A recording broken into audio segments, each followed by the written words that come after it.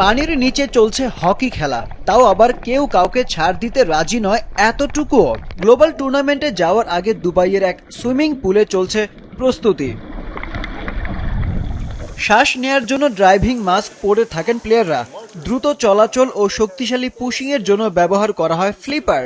পাক বা গোলাকার চাকতিকে নিয়ে খেলার জন্য আছে ছোট লাঠি।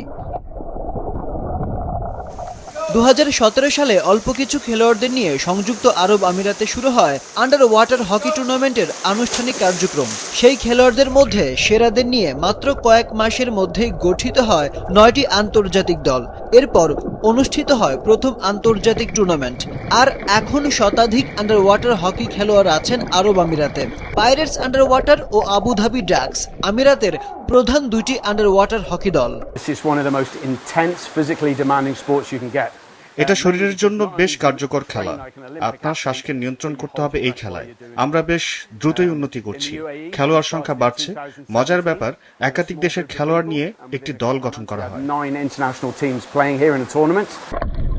আমিরাতের হয়ে বিশ্বের বিভিন্ন হকি টুর্নামেন্টে অংশ নেয় দুই দল। আসছে আগস্টে ইন্দোনেশিয়ায় শুরু হচ্ছে Asian championship under water hockey. তারই প্রস্তুতি চলছে এখন পুরো দমে। এখানে এসে অনেকেই খেলোয়াড় হওয়ার পাশাপাশি খেলোয়াড় তৈরি করে। কেউ কেউ নিজেদের পরিচিত স্বজন ও বন্ধুদের নিয়ে আসে। তারা আসে এবং আন্ডার ওয়াটার হকি খেলতে চেষ্টা করে। এটাই সবচেয়ে ভালো উপায় এই খেলাকে ছড়িয়ে দেওয়ার জন্য।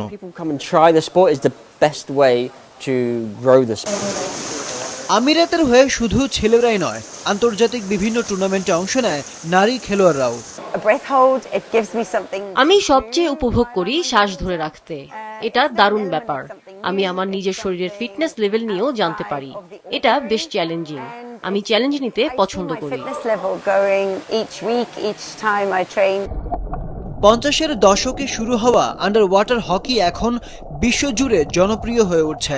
ভবিষ্যতে আরও জনপ্রিয়তা ও সমর্থন পাবে এই খেলা, এমনটাই প্রত্যাশা সংশ্লিষ্টদের। আরিফ উদ্দিন নবীন, মাছরাঙা, নিউজ ডেস্ক।